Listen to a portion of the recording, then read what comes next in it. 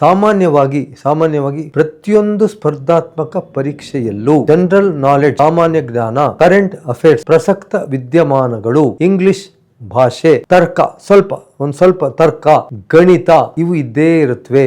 ಕೆಲವು ಪರೀಕ್ಷೆಗಳಲ್ಲಿ ಇಂಗ್ಲಿಷ್ನಿಂದ ಕನ್ನಡಕ್ಕೆ, ಕನ್ನಡದಿಂದ ಇಂಗ್ಲಿಷ್ಗೆ ಭಾಷಾಂತರ ಅಥವಾ ಪ್ರೀಸಿ ರೈಟಿಂಗ್, ಯಾವುದಾದ್ರೂ ಒಂದು ಪ್ಯಾಸೇಜ್ ಓದಿ ಅದನ್ನು ಕಡಿಮೆ ಮಾಡಿ ಬರೆಯುವಂಥದ್ದು. ನೀವು ಯಾವ ರೀತಿ ಅರ್ಥ ಮಾಡ್ಕೋತೀರಿ ಅದನ್ನು ನೋಡೋದೆಲ್ಲ ಇರುತ್ತೆ. ಏನೇನು ಬೇಕು ಅಂತ ಮೊದಲು ಪಟ್ಟಿ ಮಾಡ್ಕೊಂಬಿಡಿ. ಪಟ್ಟಿ ಮಾಡಿಕೊಂಡ ನಂತರ ಪ್ರತಿಯೊಂದು ಪರೀಕ್ಷೆ ಈಗಾಗಲೇ ತುಂಬ ವರ್ಷದಿಂದ ನಡೀತಾ ಇದೆ ಪರೀಕ್ಷೆ, ಹಾಗಾಗಿ ಅದರದ್ದು ಇದು ಸಿಗುತ್ತೆ, ಹಿಂದಿನ ವರ್ಷದ ಪ್ರಶ್ನೆ ಪತ್ರಿಕೆಗಳು.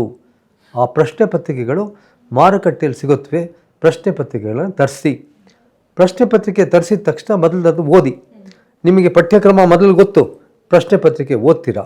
ಓದಿದ ತಕ್ಷಣ ಆ ಪರೀಕ್ಷೆಯ ಎಂಥ ಗಟ್ಟಿ ಇರುತ್ತೆ ಆ ಪರೀಕ್ಷೆ, ಎಷ್ಟು ಕಷ್ಟನೋ ಎಷ್ಟು ಸುಲಭನೋ ಅದು ನಿಮಗೆ ಗೊತ್ತಾಗುತ್ತೆ. ಅದು ಗೊತ್ತಾದ ನಂತರ ಆ ಪರೀಕ್ಷೆಗೆ ಹೋಗಬೇಕಾ ಬೇಡವಾ ಅಂತ ಡಿಸೈಡ್ ಮಾಡಿ, ಈ ಪರೀಕ್ಷೆ ನನ್ನ ಕೈಯಲ್ಲಿ ಬರೀಲಿಕ್ಕೆ ಸಾಧ್ಯ ಅಂತಾದ ನಂತರ ಅದನ್ನು ತಗೊಳ್ಳಿ. ಮೊಟ್ಟ ಮೊದಲಿಗೆ ನೀವು ಯಾವುದೇ ಡಿಗ್ರಿ ಪಾಸಾಗಿರಲಿ, ಇಲ್ಲ ಡಿಗ್ರಿ ಕ್ಲಾಸಲ್ಲಿ ಇರಲಿ, ಏನೇ ಮಾಡ್ತಾ ಇರಲಿ, ಮೊಟ್ಟ ಮೊದಲಿಗೆ ನೀವು 10, 11, 12 10, 11, 12 ಈ 3 ತರಗತಿಗಳ NCERT ಪುಸ್ತಕಗಳು, ಇದನ್ನು ನಾನು ಒತ್ತಿ ಹೇಳ್ತೀನಿ, NCERT ಪುಸ್ತಕಗಳು. ಇವು ಕೇವಲ ಭಾರತ ಸರ್ಕಾರದಿಂದ ಬರುತ್ತೆ, ಇಂಗ್ಲೀಷ್ ಅಥವಾ ಹಿಂದಿ ಭಾಷೆಯಲ್ಲಿ ಮಾತ್ರ ಇರುತ್ತೆ. ಇದು ಕನ್ನಡ ಭಾಷೆಯಲ್ಲಿ ಇಲ್ಲ.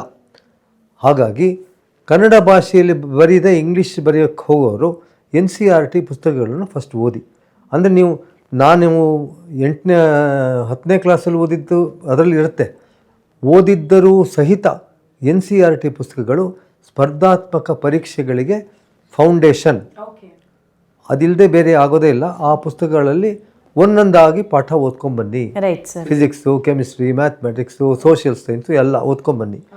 ಪ್ರತಿಯೊಂದು ಪಾಠದ ಕೊನೆಯಲ್ಲಿ ಪ್ರಶ್ನೆಗಳಿರುತ್ತೆ, ಆ ಪ್ರಶ್ನೆ ಉತ್ತರಿಸಿ.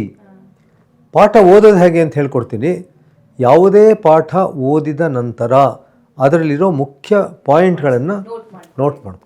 ಟಿಪ್ಪಣಿ, ನೀವೊಂದು ಒಂದೊಂದು ಸಬ್ಜೆಕ್ಟ್ಗೆ ಒಂದೊಂದು ನೋಟ್ಬುಕ್ ಇಟ್ಸ್ಕೊಳ್ಳಿ. ಬರೀಲೇಬೇಕು, ಬರೆದರೆ ಮಾತ್ರ ನೆನಪಲ್ಲಿರುತ್ತೆ. ಬರೀದೇ ಸುಮ್ಮನೆ ಓದಿದ್ರೆ ಪ್ರಯೋಜನ ಇಲ್ಲ. ರಟ್ ಹೊಡೆಯೋದು ಅಂತ ಕರೀತಾರೆ. ನಮ್ಮಮ್ಮ ಚಿಕ್ಕವರಿದ್ದಾಗ ಹೇಳ್ತಿದ್ರು, 10 ಸಲ ಓದೋದು 1 ಸಲ ಬರೀ ತೆಗಿಯೋದಕ್ಕೆ ಸಮಾನ. ನಾವು ಕರೆಕ್ಟಾಗಿ ಹೇಳಿದ್ರು. 10 ಸಲ ಓದಬೇಡಿ, 1 ಸಲ ಬರೆದು ಬಿಡಿ. ಬರ್ಕೊಂಡ್ಬಿಟ್ಟ ಮೇಲೆ ಅದನ್ನು ಹಾಗೆ ಇಟ್ಕೊಂಡಿರಿ. ಬರ್ಕೊಂಡಿದ್ದನ್ನು ಎಲ್ಲ 1 ಸಲ ಓದಿದ ನಂತರ ಏನು ಬರ್ಕೊಂಡಿದ್ರಿ ಅದನ್ನ ತಿರ್ಗಾ ಪುನರ್ಮನನ ರಿವಿಷನ್ ಮಾಡ್ಕೊಳ್ಳಿ. ರಿವಿಷನ್ ಮಾಡ್ಕೊಂಡ್ಮೇಲೆ ಹಳೆಯ ಪ್ರಶ್ನೆ ಪತ್ರಿಕೆ ತರಿಸಿದ್ರಲ್ಲ, ಒಂದೊಂದಾಗದೆ ಆನ್ಸರ್ ಮಾಡ್ತಾ ಹೋಗಿ.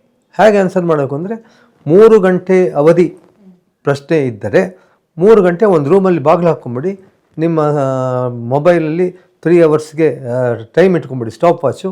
3 ಗಂಟೆ ತನಕ ಅದು ಬರೀರಿ. ಮೋಸ ಮಾಡೋಕ್ಕೆ ಹೋಗಬೇಡಿ, ಯಾಕೆಂದರೆ ನಾವು ಮೋಸ ಮಾಡ್ಕೋಬಾರ್ದು. ನಿಮ್ಗೇನೇನು ಬರುತ್ತೋ ಅದು ನಿಧಾನ ಬರೀರಿ. ಬರೆದ ಮೇಲೆ ಅದನ್ನು ಯಾರ ಕೈಲಿ ಮೌಲ್ಯಮಾಪನ ಮಾಡಿಸಿ. ಈಗಿನ ಕಾಲದಲ್ಲಿ ಹಳೆಯ ಪ್ರಶ್ನೆಗಳಿಗೆ ಉತ್ತರ ಕೂಡ ಸಿಕ್ಬಿಡ್ತೀನಿ ನಿಮಗೆ. ಅದು ಕೂಡ ಅವೈಲೇಬಲ್, ಮಾಡೆಲ್ ಆನ್ಸರ್ಸ್ ಅಂತ ಅವೈಲೇಬಲ್. ನೋಡ್ಕೊಳ್ಳಿ ಆ ಉತ್ತರಕ್ಕೂ ನಿಮ್ಮ ಉತ್ತರಕ್ಕೂ ಏನು ವ್ಯತ್ಯಾಸ. ಮತ್ತು ನೀವು ಮೌಲ್ಯಮಾಪನ ಮಾಡಿಕೊಂಡು ನಿಮಗೆ ಗೊತ್ತಾಗೋಗುತ್ತೆ ನಿಮ್ಮದು ಎಷ್ಟಿದೆ, ನೀವು ಪಾಸ್ ಆಗ್ತೀರಾ ಇಲ್ವೋ, ಎಷ್ಟಿದೆ ಅಂತ.